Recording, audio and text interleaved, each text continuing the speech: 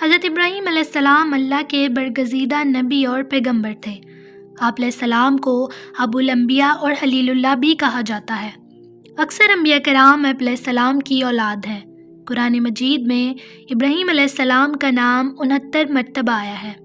آپ علیہ السلام کی عمر کے بارے میں علماء کرام کی مختلف رائے ہیں۔ بعض کا کہنا ہے کہ آپ نے 175 سال زندگی گزاری اور بعض کا کہنا ہے کہ 150 سال سے زیادہ زندگی گزاری۔ حضرت ابراہیم علیہ السلام کو اللہ تعالیٰ نے کئی مرتبہ سخت آزمائشوں سے آزمایا، لیکن آپ علیہ السلام ہمیشہ ان آزمائشوں پر پورا اترے۔ حضرت ابراہیم علیہ السلام کے والد کا نام آزر تھا۔ وہ بت تراش تھا اور بت پرست بھی تھا۔ بچپن ہی سے حضرت ابراہیم علیہ السلام بت پرستی کے خلاف تھے۔ جب وہ اپنے والد کو بت تراشتے ہوئے دیکھتے تو اپنی ذہنی قابلیت کی بنا پر اپنے والد سے مختلف قسم کے سوالات اور اعتراضات ظاہر کرتے۔ اس وقت کچھ لوگ پتھر اور لکڑی سے بنے بتوں کی پوجا کرتے تھے، کچھ لوگ سورج، چاند، ستاروں اور سیاروں کی پوجا کرتے تھے۔ حضرت ابراہیم علیہ السلام ان مجسموں کے ساتھ کھیلا کرتے تھے اور ایک دن آپ علیہ السلام کے والد نے ان کو ایک مردون نامی مجسمے کی پیٹھ پر بیٹھے دیکھا تو ان کے والد کو بہت غصہ آیا اور اپنے بیٹے کو ان مورتیوں سے کھیلنے سے منع کیا۔ حضرت ابراہیم علیہ السلام نے پوچھا کہ کیسا عجیب مجسمہ ہے، اس کے کان بہت بڑے ہیں۔ تو ان کے والد نے جواب دیا کہ یہ دیوتاؤں کا دیوتا ہے، اس کے یہ 2 بڑے کان اس کی ذہانت کی علامت ہے۔ حضرت ابراہیم علیہ السلام یہ بات سن کر ہنس پڑے اور اس وقت ان کی عمر صرف 7 برس تھی۔ آپ علیہ السلام بتوں کو ناپسند فرماتے تھے اور ان کی پرستش پر یقین نہیں رکھتے تھے۔ آپ علیہ السلام کے دل و دماغ کو اللہ تعالیٰ نے بچپن ہی سے روشن کر دیا تھا۔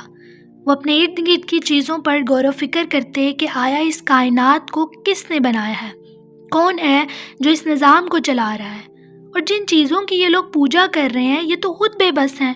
ہر چیز کسی دوسرے کے حکم کی پابند ہے، یہاں تک کہ سورج، چاند، ستارے سب کسی جلیل القدر ذات کے حکم کی پابند ہے، اور ان چیزوں میں سے کوئی بھی رب کائنات نہیں ہو سکتا۔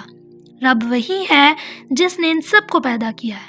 حضرت ابراہیم علیہ السلام اپنے والد اور باقی لوگوں کو بھی قائل کرنا چاہتے تھے کہ وہ ان بے جان بتوں کی پرستش کو چھوڑ دیں اور صرف اس واحد یکتا ہستی سے مانگے جو ہر چیز پر قادر ہے۔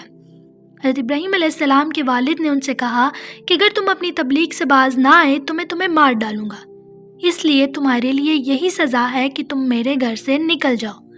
ایک عظیم پیغمبر ہونے کے ناطے آپ علیہ السلام نے اپنے والد سے بحث نہیں کی بلکہ نرمی کے الفاظ استعمال کیے، جس کا ذکر قرآن پاک میں سورہ مریم میں آیا ہے کہ تم پر سلامتی ہو، میں اپنے رب سے بخشش مانگوں گا، بے شک وہ میرے لیے بہت اچھا ہے اور میں تم سے اور جن کی تم اللہ کے سوا عبادت کرتے ہو ان سے دور رہوں گا۔ میں اپنے رب سے دعا کروں گا اور امید ہے کہ میرا رب میری دعا کرنے پر مایوس مجھے نہیں کرے گا۔ ابراہیم علیہ السلام نے اپنی تبلیغ کے عمل کو جاری رکھا اور ان لوگوں کی آنکھیں کھولنے کے لیے کچھ کرنے کا فیصلہ کیا، کچھ ایسا کہ جس سے ان پر ان کے بتوں کی بے بسی ظاہر ہو جائے۔ وہ جانتے تھے کہ ایک جشن ہونے والا ہے جس میں سب لوگ شامل ہونے والے ہیں۔ حضرت ابراہیم علیہ السلام انتظار کرنے لگے شہر کے حالی ہونے کا۔ جب بت کدا حالی پڑا تھا، آپ علیہ السلام کلہاڑا لے کر اس کے اندر داخل ہوئے اور سب سے بڑے بت کو چھوڑ کر سب ٹکڑے ٹکڑے کر دیا۔ جب لوگ واپس آئے اور اپنے بتوں کو دیکھا تو ہکے بکے رہ گئے۔ ان کا ذہن فوراً حضرت ابراہیم کی طرف گیا، یہ سب انہوں نے ہی کیا ہوگا، اور انہوں نے حضرت ابراہیم علیہ السلام کو بلا کر ان سے پوچھا کہ یہ کس نے کیا ہے؟ تو حضرت ابراہیم نے جواب دیا، جو یہ بڑا بت ہے یہ سب اس نے کیا ہے، لہٰذا تم ان سے پوچھ لو اگر جواب دیتا ہے تو۔ وہ یہ بات سن کر شرمندہ ہوئے اور کہا، تم جانتے ہو یہ نہیں بول سکتے۔ بت پرستوں پر ان کے عقیدے کی اصلیت واضح ہو چکی تھی، لیکن وہ پھر بھی اپنی ضد پر ڈٹے رہے۔ انہوں نے اپنی شرمندگی کو چھپانے کے لیے آپ علیہ السلام کو زندہ آگ میں جلانے کا فیصلہ کر لیا۔ کئی دنوں تک وہ لکڑیاں اکٹھی کرتے رہے اور ایک گہرا گڑھا کھودا، اس میں لکڑیاں بھری اور اس کو جلایا۔ انہوں نے آپ علیہ السلام کے ہاتھ پاؤں رسیوں سے باندھ دیے، آگ تیار کی اور اس کے شعلے آسمان تک جا رہے تھے۔ شدید تپش کی وجہ سے لوگ گڑھے سے دور ہو گئے۔ پھر سردار نے آپ علیہ السلام کو آگ میں ڈالنے کا حکم دیا۔ حضرت جبرائیل علیہ السلام حضرت ابراہیم علیہ السلام کے سر کے قریب آئے اور ان سے پوچھا، اے ابراہیم، کیا تم کچھ چاہتے ہو؟ ابراہیم علیہ السلام نے جواب دیا، آپ کی طرف سے کچھ نہیں۔ پھر جب آگ میں ڈالا گیا تو آپ کا آگ میں اترنا ایسے تھا جیسے ٹھنڈے باغ میں اترنا۔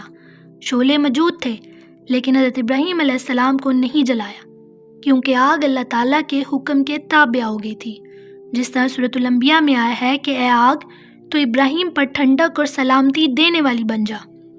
آگ اللہ کے حکم کے تابع ہوئی اور ٹھنڈی ہو گئی، اور آگ نے صرف رسیوں کو جلایا جس سے حضرت ابراہیم علیہ السلام کو باندھا ہوا تھا۔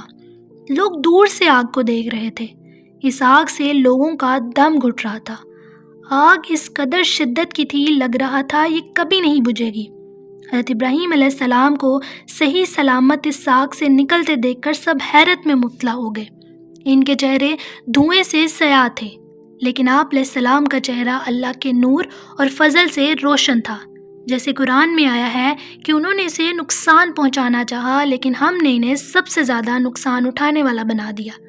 اس معجزے نے ظالموں کو شرمندہ کیا، اور پھر لوگ اس واقعے کے بعد ایمان لائے، لیکن اپنے سرداروں کے خوف سے اپنے ایمان کو مخفی رکھا۔ آگے جو توجہ طلب بات ہے کہ حضرت ابراہیم علیہ السلام اور نمرود کا مناظرہ کس طرح سے ہوا۔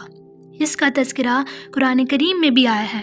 قرآن مجید میں ایک ظالم حکمران اور ابراہیم علیہ السلام کے درمیان ایک محسوس گفتگو کا ذکر آتا ہے۔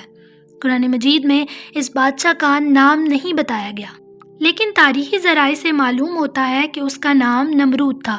نمرود ایک بادشاہ ہونے کی حیثیت سے انتہائی متکبر تھا۔ نمرود نے اپنی خدائی کا دعویٰ کیا اور اپنی رعایا کو اپنی پرستش کا حکم دیا۔ بابل کے بادشاہ نمرود نے جب محسوس کیا کہ اب اس کی بادشاہت خطرے میں ہے، کیونکہ حضرت ابراہیم علیہ السلام بغیر کسی نقصان سے آگ سے نکل آئے تھے، قوم کے اکثر لوگ آپ پر ایمان لے آئے تھے، اور نمرود حضرت ابراہیم علیہ السلام سے مناظرہ کرنا چاہتا تھا تاکہ وہ قوم کو دکھا سکے کہ وہ حقیقت میں خدا ہے، اور اپنے مفادات کی حفاظت کے لیے حضرت ابراہیم علیہ السلام کو محل میں بلوایا تاکہ ان سے مکالمہ کر سکے، جس کا ذکر قرآن میں بھی آیا ہے کہ کیا تو نے اسے نہیں دیکھا جو سلطنت پا کر ابراہیم علیہ السلام سے اس کے رب کے بارے میں جھگڑ رہا تھا؟ جب ابراہیم نے کہا میرا رب تو وہ ہے جو جلاتا ہے اور مارتا ہے، وہ کہنے لگا میں جلاتا ہوں مارتا ہوں۔ ابراہیم علیہ السلام نے کہا اللہ تعالیٰ سورج کو مشرق کی جانب سے لے آتا ہے تو اسے مغرب کی جانب سے لے آ۔ تو وہ کافر حیران رہ گیا، اور اللہ تعالیٰ ظالموں کو ہدایت نہیں دیتا۔ بادشاہ حضرت ابراہیم علیہ السلام سے ایسا جواب سن کر خاموش ہو گیا۔ آپ علیہ السلام محل سے چلے گئے۔ پھر اس کے بعد ابراہیم علیہ السلام کی حقیقت سب پر واضح ہو گئی۔ لوگوں میں آپ کے معجزے اور بادشاہ سے بحث کے بارے میں چہمگوئیاں ہونے لگی۔ پھر حضرت ابراہیم علیہ السلام نے اپنی تبلیغ کا سلسلہ جاری رکھا۔ اس قوم میں سے صرف ایک عورت اور مرد آپ علیہ السلام پر ایمان لائے۔ اس عورت کا نام حضرت سارہ تھا، جبکہ اس شخص کا نام حضرت لوط علیہ السلام تھا۔ جب حضرت ابراہیم علیہ السلام کو معلوم ہوا کہ کوئی ان باتوں پر یقین نہیں کر رہا تو انہوں نے ہجرت کا فیصلہ کیا۔ آپ علیہ السلام اپنے باپ، لوگوں اور ملک کو چھوڑ کر اپنی بیوی اور لوط علیہ السلام کے ساتھ اور نامی شہر، پھر حران اور پھر فلسطین کی طرف سفر کیا۔ فلسطین جانے کے بعد آپ علیہ السلام مصر چلے گئے۔ اس سفر کے دوران حضرت ابراہیم علیہ السلام نے لوگوں کو اللہ کی عبادت کی دعوت دی، انہیں سیدھا راستہ دکھایا اور غریبوں کی مدد بھی کی۔